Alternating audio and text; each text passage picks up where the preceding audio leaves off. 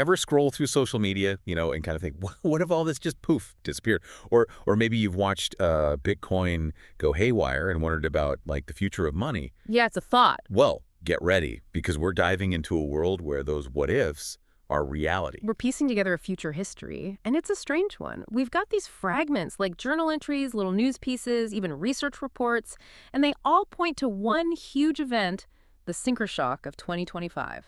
And our source material for this deep dive bin work, it gives us these glimpses into a world, well, rocked by the collapse of not just one thing, but two. This is the kicker. It's the simultaneous collapse of social media and digital currencies. Imagine. No more endless scrolling, no more crypto fortunes. Just gone. What happens next? Well, that's what we're here to uncover. This sinker shock, it becomes this catalyst for radical change. We're going to trace how it ripples through society, technology, even individual lives. Right. We're talking real people navigating this utterly transformed world. Like the narrator. They were born the same year. Everything changed. Right. 2025. Through their eyes, we see the immediate aftermath, but also the long-term shifts. And we'll hear from others too. Bart, for example, he's a journalist and kind of a mentor figure to the narrator. Right, and then there's Mona, a friend who gives us that generational take on it all. Their experiences show the struggles, how they adapt, even glimmers of hope as humanity deals with this world flipped upside down. It's quite a journey. Okay, so picture this. It's April 2025. The world is glued to screens for what should be this historic moment, the first crewed mission landing on Mars. Global viewership records about to be obliterated.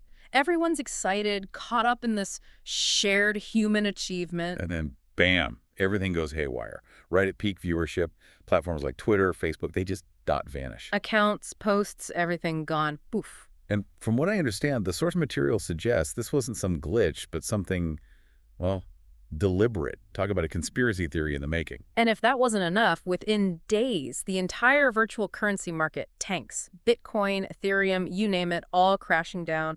This double whammy, the synchro shock, it sends shockwaves through every part of life, especially for those who'd put all their eggs in those baskets. And our source material doesn't hold back on the chaos.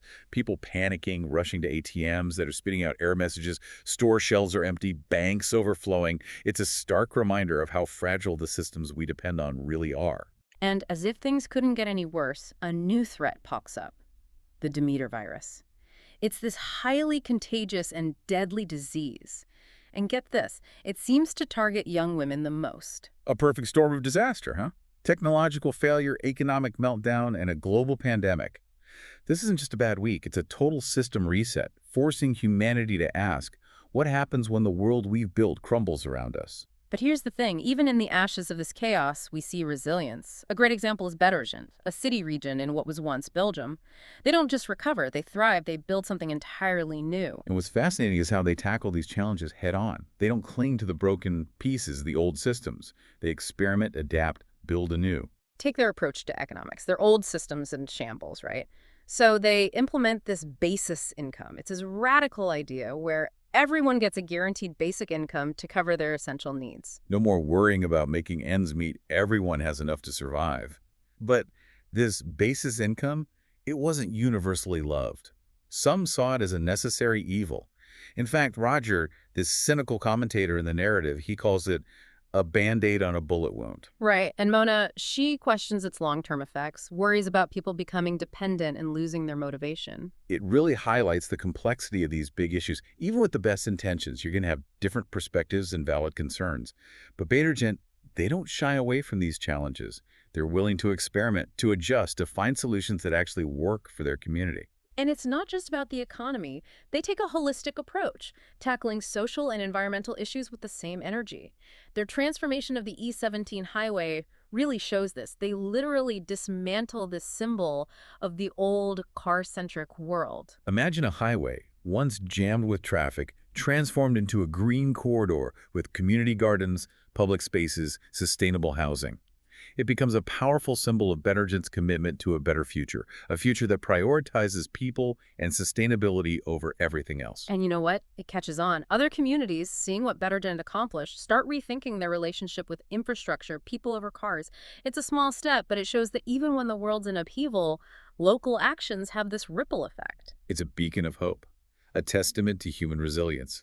But don't think for a second it's smooth sailing from here. The synchro shock, that was just the beginning.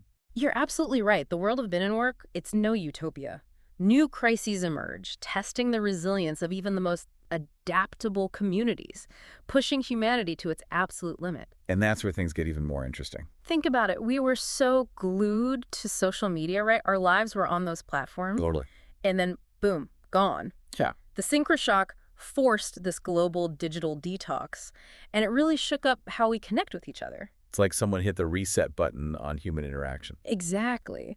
Binnenwerk shows us people stumbling out of this digital world and back into their neighborhoods. They start talking again, actually connecting, realizing, hey, face-to-face is pretty valuable. It's like they were so busy crafting their perfect online selves that they forgot how to just be present, with real people right here, right now. Right. But it wasn't all sunshine and roses either. The narrative shows the other side too, the loneliness, the isolation.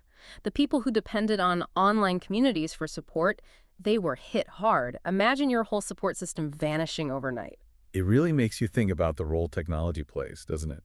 It connects us, sure, but it can also isolate us. And it wasn't just individuals trying to deal with this. Entire communities had to rethink how they functioned. Global supply chains shot. Economies free-falling. People had to find new ways to meet their basic needs just to survive. It's like out of necessity, this new era of localism popped up. Binnenwerk talks about these barter systems emerging, community gardens thriving, everyone focusing on self-sufficiency. Yeah. It's almost like the world took a giant step back in time. But this wasn't out of ignorance, was it? It was out of pure necessity. They'd seen how fragile interconnectedness could be, so they had to find strength closer to home. It reminds us that even in our hyper-connected world, those local connections are absolutely vital. For sure.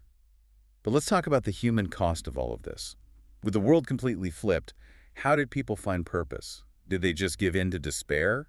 Or did they find new meaning in the chaos? The narrator really struggles with this throughout the story. They see people losing everything they thought they knew, struggling to make sense of this new world. I can't imagine. Trying to rebuild when the foundations crumbled beneath you. Exactly. But even with all the loss, all the uncertainty, there are these glimmers of something profound, a shift in values, people moving away from material possessions, from status, and searching for something more meaningful. They start finding purpose in their communities, in contributing to something bigger than themselves. So the synchro shock, it forced them to reevaluate, to realize that fulfillment comes from something deeper than likes and shares.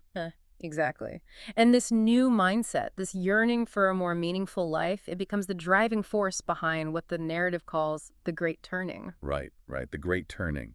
Remind us, what was that and how did it change things? Was it just rebuilding or something more radical? Imagine a global wake-up call. That's the Great Turning. It's humanity realizing that the old ways, the endless consumption, the disregard for the planet, the obsession with individual gain, it's all a dead end. So it wasn't about just picking up the pieces, but like completely rethinking our relationship with, well, everything. The world, each other. Exactly. This fundamental shift in values, priorities, realizing that we're all connected and our actions, they have consequences. Easier said than done, right? Getting the entire world on the same page about anything seems impossible. How do they pull this off? Well, it seems like this perfect storm of crises created an opening for change. The synchro shock, the pandemic, the escalating climate disasters. It was just wake-up call after wake-up call. People had to confront the reality the old systems were failing. Something had to change. So it wasn't about convincing everyone. It was more like a shared realization. The status quo was over. Yeah. And from this shared sense of urgency, a new form of global governance emerged, the World Council of City Regions. Wait, so instead of like nation-states running the show, it's cities calling the shots. That's a pretty huge change. Makes sense when you think about it. Cities are on the front lines of these global challenges. They're dealing with climate change, resource scarcity, social unrest, all of it firsthand. So they're not just talking about the problems, they're living them. No wonder they're the ones driving change. Exactly.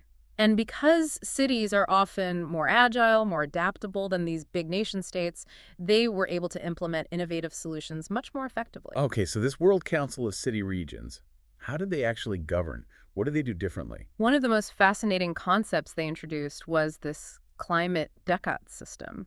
Imagine your environmental impact was directly linked to, like, a personal currency. Like a carbon footprint turned into cold, hard cash. How does that work? So everyone gets a certain amount of these climate ducats. You earn more or you lose them based on your choices. Use public transport, eat local, reduce your energy consumption. You earn more ducats. But live in a McMansion, drive a gas guzzler, jet set around the world, you're going to be racking up those climate debts. Exactly. It created this direct incentive for individuals to make sustainable choices. They knew their actions had real consequences. Talk about putting your money where your mouth is, literally. Did everyone embrace this new system? I imagine there was some pushback, especially from those used to a more, shall we say, high consumption lifestyle. Oh, for sure. Bin and Work doesn't shy away from the challenges of this transition. There were protests, debates, even black markets for climate ducats. So not a perfect system, but a step in the right direction. It forced people to think about their impact on the planet, to consider the consequences of their choices. Right. And that's a key theme in Bin and Work, this idea that the future isn't predetermined. We shape it. Through our choices, our actions, our willingness to imagine something different, the synchro shock was a wake-up call. Yeah, a reminder that things can change in the blink of an eye. But it was also an opportunity, a chance to reset, to rebuild from the ground up, to create a future that's more sustainable, more equitable, more human. We've talked about the synchro shock, this massive reset, and the great turning, this wave of change that followed. But at the heart of it all are the human stories, the individuals navigating this transformed world. It's easy to get lost in a big picture, the global shifts. But Bin and Work reminds us that these transformations are felt in individual lives, in the choices people make, the relationships they build, the losses they endure. Let's start with the narrator. Their journey is our window into this future. What becomes of the person who witnesses this entire arc of history? The narrator, they kind of become a chronicler, a collector of stories, research, solutions. They know how important it is to preserve the knowledge, the lessons from this tumultuous period, so future generations understand the choices that led them to where they are. So they're like the keeper of the flame, making sure humanity doesn't forget its past mistakes. Exactly, but it's not just about dwelling on the past. The narrator becomes a beacon of hope, too. They use their platform to show the resilience, the ingenuity of humanity, highlighting the individuals and communities working towards a brighter future. What about Bart? He's been through so much, lost so much. Does he find his place in this new world? Bart's journey is one of resilience. He grapples with the loss of Rigoberta, his partner, the passionate climate activist, and he channels his grief into mentorship. He becomes this guiding force for the narrator, sharing his wisdom, his experience, helping them navigate this new world. A reminder that even with immense loss, there's still room for connection, for passing on wisdom, for nurturing hope in the next generation. Absolutely. And then there's Mona, always a firebrand. She dives headfirst into this new world, becoming a vocal advocate for social justice and environmental sustainability. Sounds like Mona. Never one to sit on the sidelines. Does she find peace, happiness, even in this new world? She does. Finds love, starts a family. A good reminder that even in a world reshaped by crisis, life goes on. There's still joy, connection, and a future worth fighting for. Powerful message. Even amidst chaos and uncertainty, humanity endures. We adapt, we love, we find hope, and we keep striving for a better tomorrow. And that brings us back to the core of Bin and Work. The future isn't something that just happens to us. It's a canvas. We co-create it through our choices, our actions, our willingness to imagine different possibilities. The synchro shock was a wake-up call, a reminder of how quickly the world can change. But it was also an opportunity, a chance to hit reset, to rebuild, to create a future that's more sustainable, more equitable, more human. So where do we go from here? We've explored this future, this world transformed by crisis. What are the key takeaways? What are the lessons we can apply to our own lives, our own world right now? One of the biggest takeaways for me is the power of connection. Bin and Work really drives home that even in a world increasingly driven by technology, it's our human connections that give us strength and resilience. It's like the synchro shock forced people to rediscover the importance of face-to-face interaction, of community, of just being present with each other. Exactly. And beyond those individual connections, the story highlights the importance of dialogue and collaboration between generations. We see how different generations experience the synchro shock and the great turning, each bringing their own perspectives and insights, bridging that generational divide, tapping into the wisdom of experience and the energy of youth. That becomes crucial for navigating the challenges ahead. We also see how limiting it can be to cling to outdated systems. Betagen's success, it came from their willingness to experiment, to embrace new ideas like the basis income and that repurposed highway. Exactly. They were ready to let go of what wasn't working and build something new, something better, something that actually worked for their changed world. A good reminder that progress often means challenging the status quo, embracing innovation, being adaptable when things change. And ultimately, Bin and Work leaves us with a sense of hope. This belief that even when things are chaotic and uncertain, humanity can learn, can grow, and can create a brighter future. So as we navigate our own complex world, facing our own set of challenges, let's remember the lessons of Bit and Work. Let's nurture our connections, embrace innovation, and never underestimate the power we have to create change. Who knows, maybe we can inspire our own great turning. And if you could contribute just one solution to that world-changing platform we discussed, what would it be? What's your vision for a better future? That's something for you, our listener, to think about. Until next time, keep diving deep, keep questioning, and keep believing in the power of humanity to create a world that works for everyone.